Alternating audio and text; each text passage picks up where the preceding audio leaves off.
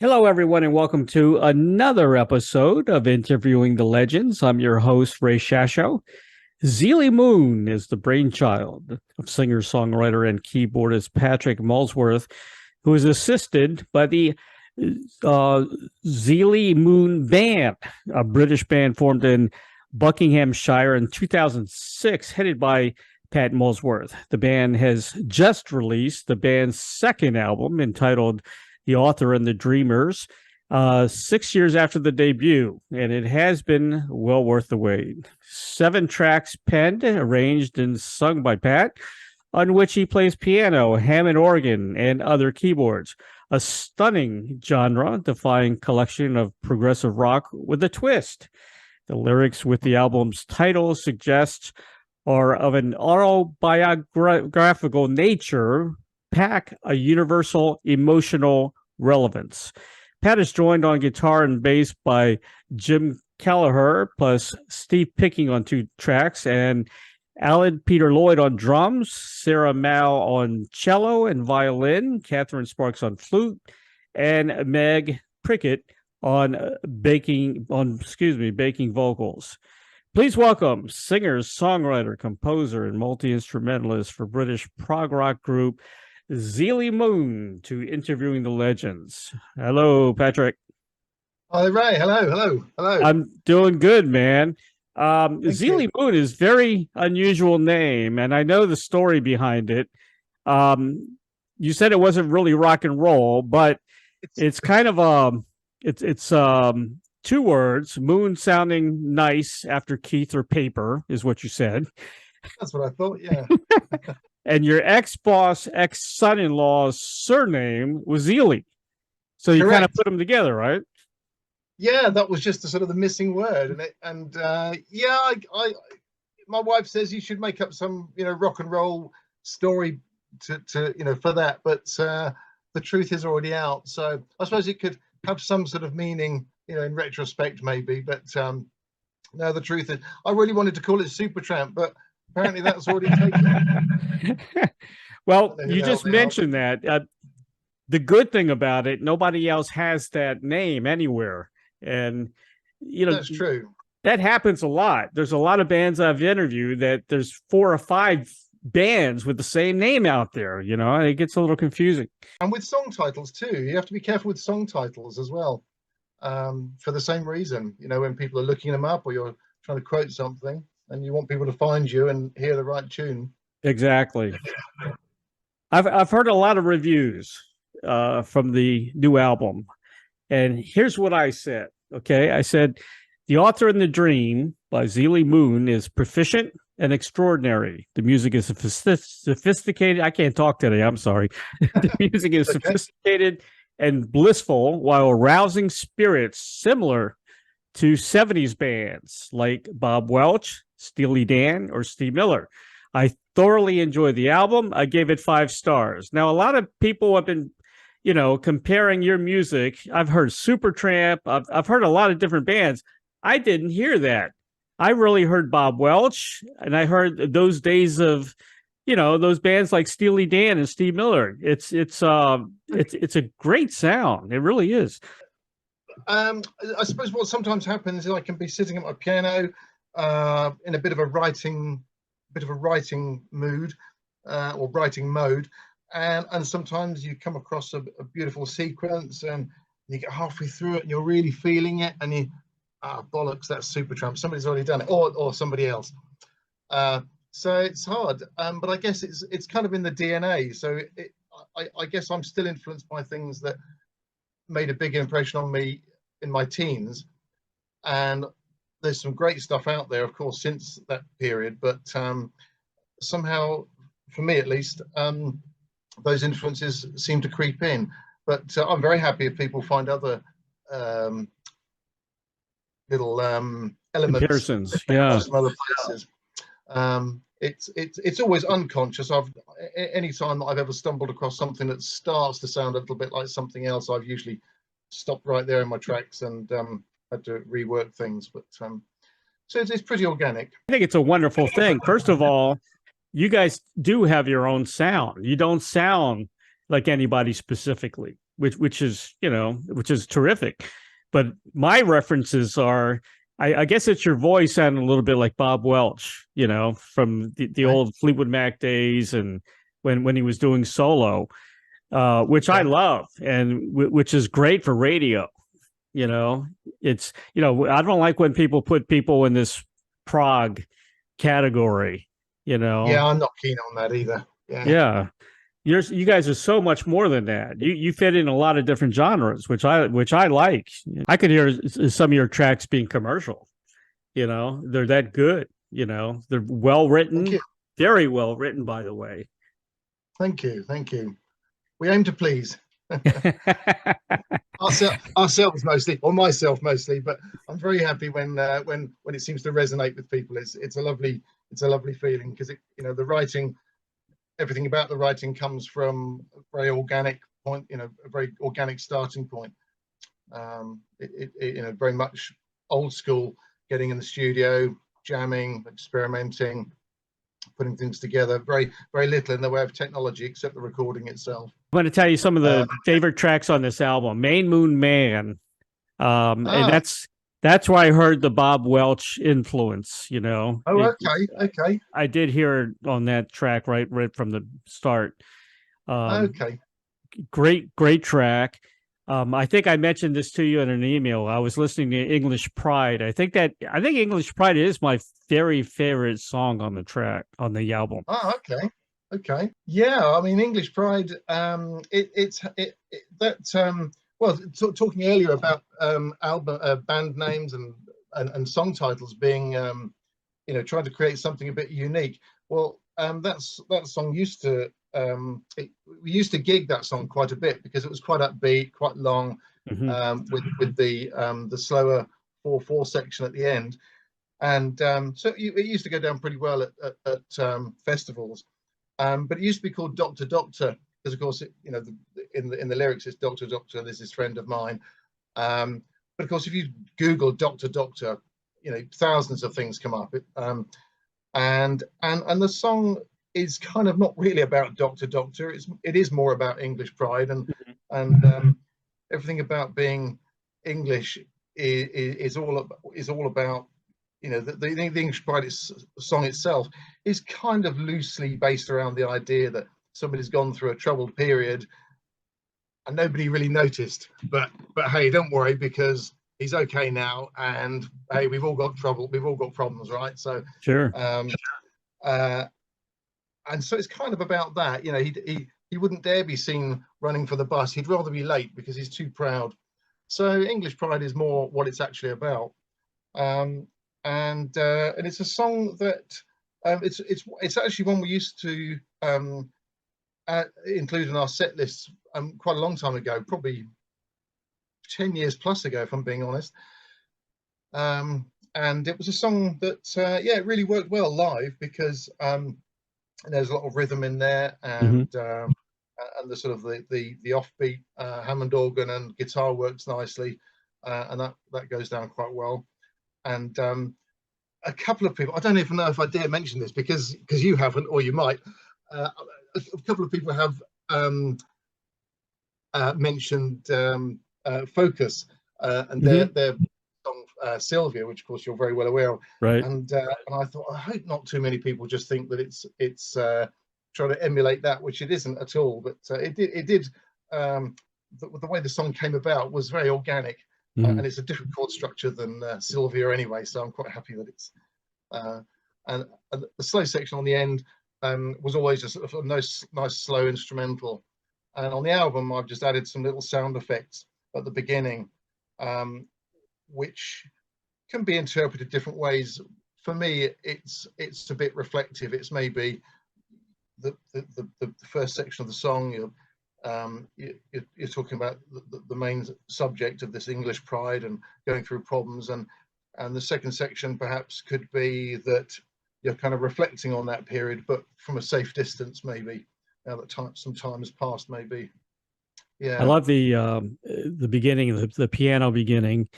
I heard a little bit of jazzy um, reflections in the song as well. I call it musically mature. You know, You have a I know what you mean. musically mature sound, which I like. The Well, I like band that. So itself, I like yeah, that expression. Yeah, musically mature. I like that. musically I like mature. that. Yeah, Yeah. I like that. That's a nice. I'm gonna write that down, Ray. Okay. You can have it. Thank you. Musically mature. That could be a Musically song title. mature. I love Four Walls, but it was too damn short. It was always only ever supposed to be and remained a short musical passage to kind of bridge two songs. So it's what is it, a minute and Minute 40, I think. 36. Yeah, so it's pretty short. Talk about killing the dream in the lyrics. um, Lyrically, it's quite reflective. Um, I suppose. I mean, the songs and the album are not particularly. They're not a biography of me, Hmm. but they're a mixture of my own experiences and other people's experiences and universal themes. In Killing the Dream, there's a lot of different things in there. There's perhaps somebody who's reflecting on his time as a father, or it could be a mother, except Hmm. it's a man's. Um, he's reflecting on that. He's maybe having doubts about how he's been as a father, um, and at the same time, he's a little. There's a little bit of um, realizes that, well, it was tough for me too. So um, maybe I screwed up, but hey, it was tough for me too. Um, Later on in the song, it's not a long song, but later on, he's finding out. He says, what I couldn't see, she sees in me, which is lovely. And sometimes it takes one's significant other to see things that we don't see in ourselves in a kind of a loving and supporting way as well. Right. Um, and that can be quite a moment sometimes when you get that. You either get it from sometimes you get it from your friends, your peers, and sometimes you get it from your husband, wife, whatever, and it can be quite powerful when it happens. Um, so yeah, it's kind of yeah, it's a bit reflective, um, and hopefully, kind of perhaps towards the end, he's a little bit happier. Hmm. Each track almost sounds like a movie. Very That's good. I like that. descriptive. You know, I love it. I love when songs are like that. Well, that's great to hear. I mean, that's what I love. I mean, Cinematic. that's lovely. I used to judge music or my own personal test of music Hmm. for me was if it gave me goosebumps, Yep. and if it gave me goosebumps and a touch of melancholy, then that I loved that, and so I just try hard to, I aspire to produce music that I would have liked myself. Sure. So You're good at it. You're really good at it. thank thank you. Well, the longest track on the album is Where the Wind Blows. Almost 10 minutes Yeah, long. Yeah. Now that sounds just kind of prog. That does sound prog. it's a bit more proggy, but I like to think Yeah. it's still quite melodic rather Yeah. than it's all quite relatable, I think, musically speaking. Hmm. But yeah, I guess that's probably my favorite track on there at the moment. Hmm.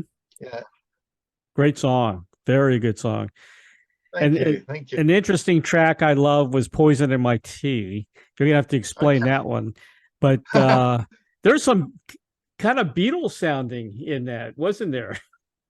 Was it what? Sorry. A little Beatles. I heard a little Beatles in that Beatles. track. Oh, Yeah. I see.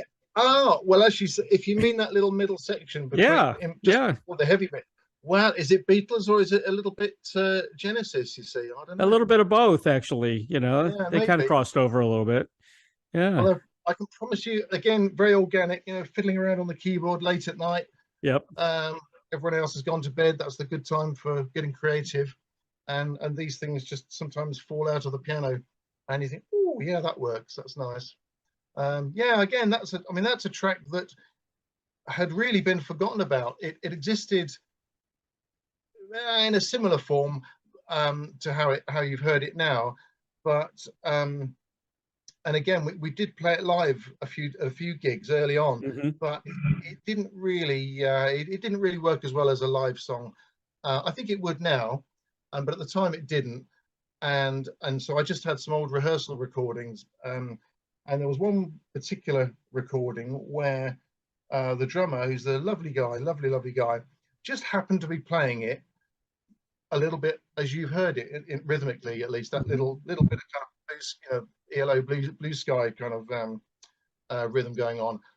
And I just suddenly thought, actually, I think I could rework that. And so I started work on it, and sort of reworked the lyrics a little bit, and added a different middle eight, because the middle eight, when we were playing it live, was just an instrumental version of the verse. It was all quite dull and boring, really. So left to my own devices with the time in the studio just to sort of fiddle around. So yeah, created some new lyrics and a new middle eight, sort of a re-intro, a heavier version of the intro coming in halfway through. So yeah, I was quite pleased with that. Yeah, it's a bit of a cynical song. The guy's whinging a bit frustrated. I love it. I love the title, "Poison in My Tea." Yeah, well, it's kind of poison in your tea. It's what you suspect when you just think something's not right. I'm not quite sure what it is, and it could be. I know what it is for me, but it could be something different for everybody. Sure, love it. I only noticed later on that of course coffee's getting cold in the first verse, and then I mentioned poison in my tea later. So there's coffee and tea in the same song. Not bad. Yeah. So many words. You're singing. Who is singing with you on that? The lady singing on there with me is a lovely girl called Meg Prickett. Okay. Who is she's a lovely girl. She's actually the daughter of a friend of mine, and I got in touch because I needed. I always wanted that song was also always designed to, always written to have male and female vocals, exactly as you've heard it. And so that worked very well. We recorded that here in my home studio, and mixed it in the studio that I usually go to, Area 18 in West London, which is a great place, and a lovely guy called Richard Bignell, who's a fabulous engineer, worked his magic on that. But yeah, she did a lovely job on that. She has a lovely voice, and it worked very nicely. I was very pleased with that. Yeah, so there's a weird chord arrangement, chord progression in that.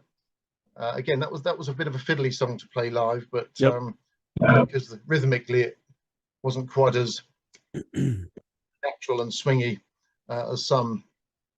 But yeah, a lot of people have said they like it, like the quirkiness. Love it. Will you bring the girl singers on the road with you, you think? Oh, definitely. Yeah, I think we'd have to do that. Yeah. I don't know whether Meg's up for it. She's pretty busy these days, doing other things. But yeah, I think if we go on the road, I think we would need to. I think we probably need a second keyboardist as well, because I can busy myself, keep busy on the piano, but the recorded versions have got Hammond organ, and it's. I could put a silver cloak and a blonde long wig and try and be Rick Wakeman, but yeah, I don't think I'll make a good job of it. So I think somebody else on another keyboard would be pretty handy.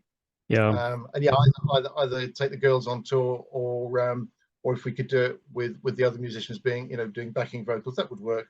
That would work pretty well. Yeah. Now, you're incredible on piano. Were you classically trained, or? It's kind of you to say so. No, not at all. Really?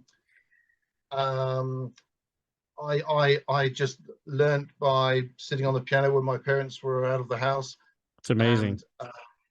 And just noodled around. So the small amount of music theory that I know is mostly from other people, musically educated people, who are able to tell me that yes, that's a G minor 7th with a floating ninth and a diminished something or other, and I think that's great. I love it. I love learning it retrospectively. If I had to do the theory, I would have never started. Yeah, but no, thank you. So I suppose I tend to work a little bit outside of the rules. Sometimes I understand the rules and know when I'm breaking them, and other times I actually don't. See, I think that's more genius when you learn by ear or figuring it out than learning from and to read music. It's amazing. And how many legendary guitar players played by ear? from Yeah, Jimi Hendrix to the Beatles to, it's amazing. It really it's a is. different starting. Yeah, it's a different starting place. I have a good friend who is musically very knowledgeable, Mhm. and he says of himself he's not in any way a musician. I mean, I'm not a great musician by any means. I'm lucky to have musicians I can call on to help me um, um, make my visions sort of materialize. Right. But he's got even less. So, but it's interesting that he would approach things in a very technical way, which for me is just not one bit interesting. I like my fingers, and I like the effect of gravity on the keyboard, and I throw my fingers down, and eventually something comes out that's nice. And if it sounds like it has legs on it, then it can become a song, and if it doesn't, then it just goes to one side, or it just stays on the back burner sometimes. But yeah, always just organic and experimental. Definitely, that's the only way I really have. So I have no choice but to start that way. But yeah, I mean, I enjoy that way anyway. There's no other way for me. Yeah, I think they don't want to go through the hassle of learning theory and reading. It gets like mathematics. It really does, Yeah, when you get involved like that. And it just takes the fun away, doesn't it? for me, it totally does. Many years ago, I had what I thought was a very simple, but I thought a very sweet little ballad that I recorded. It was just Hmm. piano, vocals, and a little bit of keyboard strings. And I did it way back in my 20s. And at the time, I had a friend who was um, he was just learning guitar, but he was quite into traditional rock and rock and roll, and he was so convinced and trying to convince me that no, Pat, it's just everything's just three chords. No, you don't need anything else. It's all three chords. And I was convinced that he was wrong, which of course he was. Um, but I thought, let's test it. I went home that night. And I thought, well, if he's right, then that what I thought was a sophisticated ballad that I'd written. If he's right, and I play that A and then a D and then it's E. Oh, it is. I'm just playing a 1, 4, and 5, the same as Rock Around the Clock by Bill Haley. I thought, but hang on, that minor that I go down to, and he was right, and it was the same. But of course, there is a lot more. And for a short while, I worried. I thought there's nothing else to learn. If it's all just theory that's been done before and worked out before, where's the fun in that? So, Hmm. and I know there are standard progressions with jazz and all sorts of things, Right. but they're lovely. But that's not my starting point. So, um, yeah, I much prefer to learn from an experimental point of view. Who are some of your favorite players, piano players, keyboardists? Oh, well, wouldn't it be great to be Billy Joel and be able to just sit and play the piano and sing those beautiful songs at any Yeah. party or at somebody's house or on stage, of course. So I guess he's got to be up there. They're just such quality songs, quality writing, happy songs, sad songs, thoughtful songs, just really lovely. Um, and a fabulous pianist as well. Um, in terms of, I suppose I always quite warmed to Rick Wright from Pink Floyd Hmm. because I haven't really read up on how what other people think of his keyboard playing. I think he wasn't the best keyboard player in the world, but he was definitely the right keyboard player Hmm. for that band. So I suppose I feel quite warmly towards him. Um, but Elton John, of course. When I look at Elton John's songs, sometimes they sound pretty simple, but there's some crazy progressions in his songs. And where did he come up with that? Why did he go there? It's amazing songwriting, absolutely amazing. So yeah, I I guess think they're the three. I think Pink Floyd would not have existed without Richard Wright. He to me he's like kind of underrated in the band because when you hear the spaciness of Pink Floyd, that was him. It was all him. You know, Yeah, that was all yeah, him. I loved it. I remember listening to well, I guess Dark Side of the Moon was where I came in as far Hmm. as Pink Floyd were concerned. And I remember, I was just noodling around on the piano, my parents' piano, as a kid when I first heard that. And I remember you could hear some kind of it was basically a chord change happening, or a bit of a crescendo about to happen. I couldn't work out what it was, and much later I realized it was Rick Wright's skill on the Hammond organ, kind of, with the kind of the organ swell and the and sort of holding the chords and the Leslie pedal and the Leslie button on the speaker. Amazing. So I love all of that. I haven't outgrown it really. Me either. Yeah. I mean, Exactly. I love kind of melancholy strings, but the Hammond organ is almost like an orchestra really in itself. So I Yeah. love that. Do you have a Mellotron at home or no? No. No. What you can see in the background, I Mm-hmm. guess if I point, that's my Nord piano, Okay. which now I have recorded on a grand piano when I've been able to, but all of the piano on the last album is this Nord piano here, Nice. which is fabulous for the piano Right. and a nightmare for everything else because it's just got way too many buttons on it, and I'm not going to be alive long enough to work it out. There are guys who are technically better than me at programming, and actually, this keyboard here, it's a very small, modest-looking Yamaha, which I bought some years ago now, and that has some fabulous sounds on it. Again, I've recorded using a real Hammond, and it's wonderful. But actually, the organ that you can hear is my Yamaha there. It doesn't look quite as impressive sitting there in the corner of the studio, but it's an amazing machine. I want to mention your first album, which is, again, I really enjoyed it. Some of my very, very favorite tracks, the TikTok, kind of whimsical, track. I loved it. I heard some Genesis and Steely Dan sound in that. And again, to me, that's, it's a compliment to you because it just, thank you. Yeah, it is. Thank you. You're not in one mold. I mean, you can be out there amongst the great commercial bands, because you do fit in that mold. And if radio was like it was back in the 70s, you guys would be on the top of the charts. I really feel that way about I the know band. that would be my fantasy. Yeah, be reborn Yeah. and be in my 20s during the 70s. Yeah, that'd be cool, Yeah. wouldn't it? Wouldn't that be cool? But it's a great album. You came out, with your first album, knocking them dead, and I actually think the second album is better. I think that the second album is I think is better. The first album, very happy with it. Right. I think the second album is a bit more what's the word?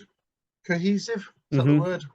A little bit more together. Right. I guess the first album had taken longer to put together. But yeah, there's some songs. It's always tempting to go back and rework things, but we'll see. I don't want to get tempted to do that, but there's some songs on there that still I think stand up. Smile was always the big one. That was the one that got downloaded and streamed the most by far. Really, aside from themselves, I think perhaps the most relatable because had some nice guitar in there and bit of Hammond organ again.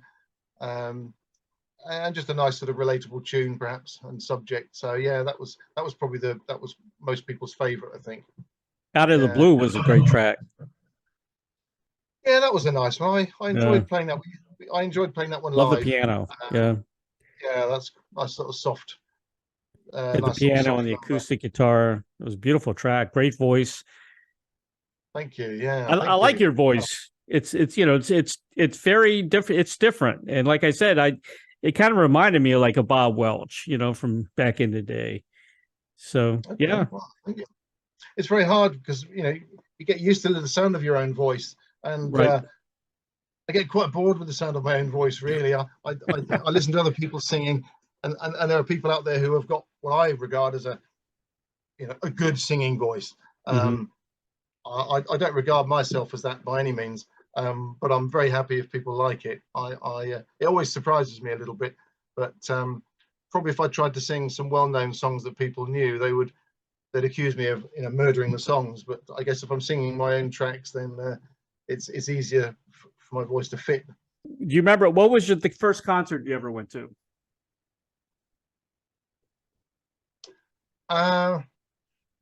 Probably. Well, not probably, definitely was just a local band in a local pub when I was a Hmm. teenager. Right. And I remember, so that would have been in the very early 80s, probably 81, 80, about 82, 83, I imagine. And I remember going in there and it was crazy loud. And I remember, I don't know if it was about where I was sitting, but my internal organs were vibrating with the bass. It but it was so exciting. Wow, it was exciting. I don't know who the band were. They were probably totally awful, but wow, it was exciting. Um, After that, where we used to live was you could get into Wembley Stadium, the old Wembley Right. Stadium, Yeah. within, as a sort of, including parking, of 45 minutes. So I saw quite a few sort of biggish stars, big stars back then. Some quite poppy ones too. I mean, I was lucky to see Prince, and of course he was amazing on stage, Hmm. just as amazing in every respect. Gloria Estefan and a few others. But yeah, one of the nicest ones was I saw Focus, and they actually played in my old hometown in High Wycombe in Buckinghamshire, and it was a very low key venue. I thought it was very low key for them, um, but it was a big audience, and they went across the road to a slightly dodgy kebab shop before playing. And I thought, hold on, guys, you better wait till afterwards, because if you're ill, uh, I need you to play. I want to watch and hear you play. And have a kebab afterwards, surely. A uh, post gig food, not before, but they were phenomenal. That was an amazing gig. Um, and I saw and the Zombies was an amazing Hmm. show. I had, you're talking about doing your back in. I had a absolutely awful back pain around 2013, and a friend of mine, um, who's an excellent blues guitarist and has had a band called the Moondogs for many years, and he was personal friends with the Zombies, all of them, Hmm. and he was organising this charity gig, and they played again a relatively low key, not low key gig. It was in a place called Aylesbury, again in Buckinghamshire, and that was a phenomenal gig. It was just, I was in such pain, I couldn't stand up straight, but it was so nice just to hear all those beautiful old classic pop tunes that we'd all heard on the radio for years and years. And there they are playing it, and they're all about 100 years old, but they're still up there doing it, and sounding just as great and as fresh as they ever did. So gigs Hmm. like that always have been very special. So yeah, that was lovely. Yeah. So I can't remember the first year would have been just some average band in a pub that Right. was exciting, awful but exciting. I've had Colin and Rod Argent on the show, and speaking of Ah, keyboards, Rod Argent, man, he's amazing. You yes, know, indeed. I bet. I yeah, bet. he's Yeah, clever guy. incredible. I love his solo on when he does "Hold Your Head Up" when he was, part of Argent. Uh, Incredible. Nice guys too. Really, really, really nice Yeah, guys. yeah. Oh, that one. My impression was they were very nice. We sort of chatted to them afterwards, and yeah, lovely, very relaxed, Yep. very honest guys. Very good guys. I took my Yeah. my wife. She went to a lot of shows with me, and she's met a lot of people because I covered a lot of shows. Um, I took her to see Yes, and we were like right up against the speakers, and Oh, great. her ears actually bled during that No, concert. that's not But good. and I never thought Yes was that loud. I've been to some loud concerts. I've been to, like Deep Purple and Black Sabbath, but I didn't think it was that loud. But it must have hit her membranes or something in her ears. And That's bad. And how was she yeah, after that? she won't go to another concert that's that close anymore. I can tell you that. But No, it went I've seen. away. Wow, it's surprising, but I guess yeah, if you're close enough. But I always worry at even at quite small festivals where if it's a kind of a family festival, there's Hmm. some rock band up on stage, and you'll see somebody carrying the baby or tiny toddler Yeah. Oof. across the front of the stage, and you know they're passing that blowout zone where you're going to get your ears Exactly. blasted. And that nowadays you see them with ear defenders on, which of course is great. But I've seen small kids being held and yeah, Yeah. straight past the speakers. I've Um, got I think, uh I've got tinnitus from rock concerts, and because I was oh, a radio DJ back in the late 70s, and a couple of times my headphones got too close to the microphone and I got that feedback and Oh no. yeah. Oh no. Yeah. And even using headphones like you are now, I mean, Mhm. even when it's not particularly loud, I still find it's a little bit intense sometimes Yeah, if I'm recording. And of course, it's a kind of a warm place in there. Um, so it's nice to not have to do it too often. But exactly. Yeah, yeah, I have to be a little bit careful. And yeah, I think I get a mild tinnitus, but I think it's something I've always had. I think I remember having it as a child. So, right. but you were Mine saying never about goes away. Never goes away. It's always really. constant. Okay, no, Could mine drive me just. mad. No, I'm very lucky then. Mine just comes in, it cuts, and it's literally as if somebody's turned the volume down on one ear and Right. replaced it with this tone. But yeah, it's not, it's a bit discerning, but it's not unpleasant. But I do remember as a teenager Hmm. wearing out, really distorting and wearing out my Yes Going for the One album Right. um, on what then was like a Sony Walkman type thing, an old Hmm. cassette, and I Sure. just used to blast the hell out of my ears as a teenager. Yeah, The Walkmans guitar didn't solo. help. The what? Sorry, The Walkmans did not help with your hearing. they definitely didn't. No. No, Well, it was the first time.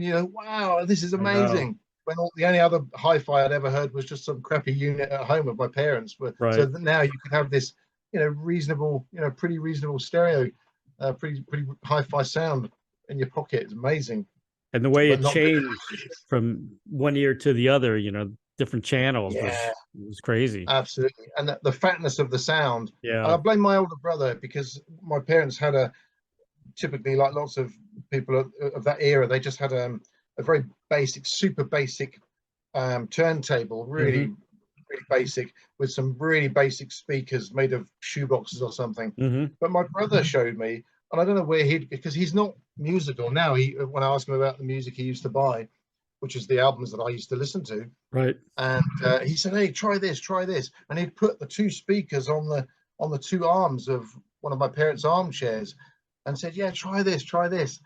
And so I did, and I poo-pooed it at first. I dismissed it, but then I tried it um, with one of my own vinyl records. I think it was probably a little 7-inch single, probably, and was blown away because that was the first time I'd heard Hmm.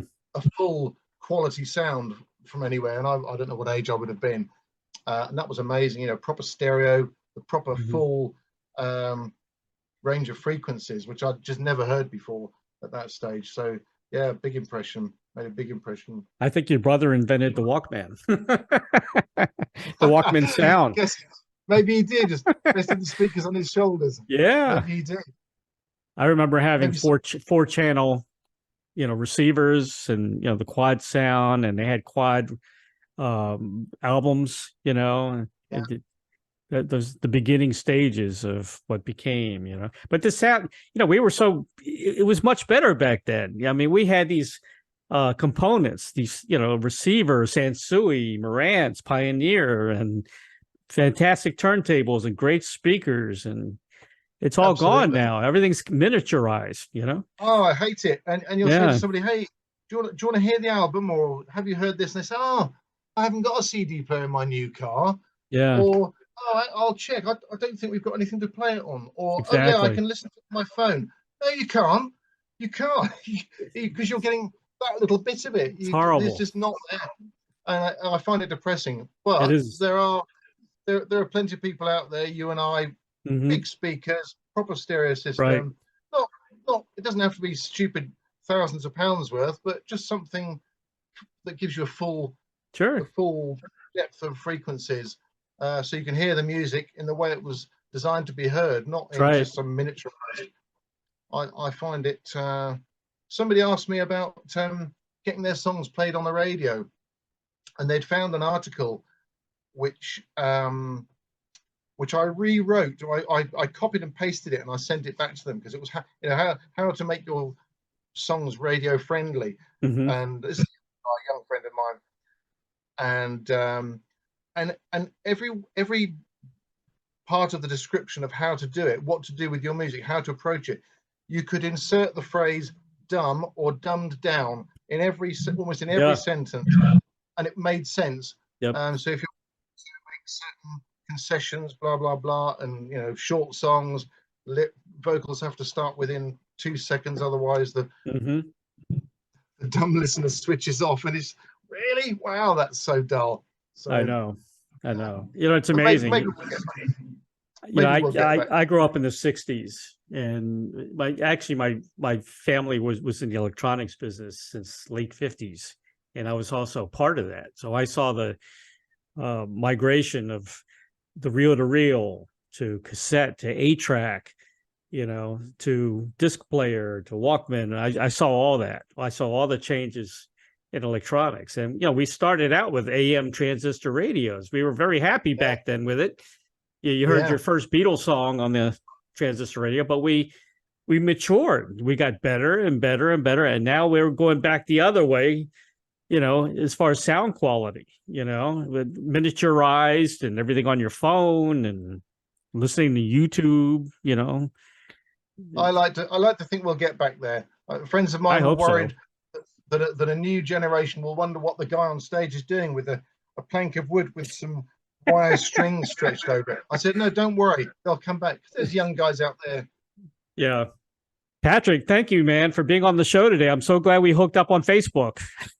So am I. Thank you, Ray. I really appreciate it. It's been great fun. I hope it's been sort of interesting for your listeners and watchers. The music is great. Okay. I mean, I wouldn't have had you on the show if I didn't love your music. I mean, that's very kind. Thank you. Yeah. And because I like to give positive reviews. I never, give anything less than like 4.5 stars on an album. And if it's an album I don't like, I just, won't have them on the show. But it's a great music, great album. I love it. Would I say musically mature? Yeah, I've written it down. Don't worry. Okay, good. Because it is, I mean, and I tell anybody who puts you in a label of prog, tell them it's not prog. It's got bits of prog in it, which is a good thing, but you would fit in a lot of different genres, and you would definitely fit in radio and commercial radio especially if it was up to me. Because you would be up there with those guys, the Fleetwood Macs and the Steve Miller bands, and you're that good. You guys are that good. Thank you. Let me mention you can purchase Zeelley Moon, the author and the dreamer. It's available on Amazon. Do you want them to go to Amazon or to your website, or what's the best? Well, now Amazon is for downloads and streaming only. So actually, they can either just email direct, and there's the email address is all over the Facebook posts and things, or they can go to Discogs and find it there. That works well. That's a great site. So if people like physical copy, then Discogs, or just email us direct, and we can sort that out. It's zeelleymoon@yahoo.co.uk. Excellent. And you got your Facebook site as well. You're on Instagram, I believe. SoundCloud. You're also on SoundCloud. Oh, yes, I think so. Yes. Yeah, I think I did get that. I did my research, trying to get as many links as I can, but, you need to get some more out there. There's what is that? Apple Music, Spotify, YouTube, all the usual ones. And there's some that I've hardly heard of. Some of the newer ones that it's hard to keep up. It really is, isn't it?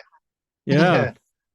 But I still like I get a buzz if somebody wants a physical album. That's very exciting to me. Awesome. Pat, thank you, man, for being on the show. Merry Christmas to you and the family. And you, thank you. Anything I can do, just let me know. And I hope to see you live one day. Thank you. That'd be great. All right, Pat. Take care, man. Thank you, Ray. Bye-bye now. Cheers.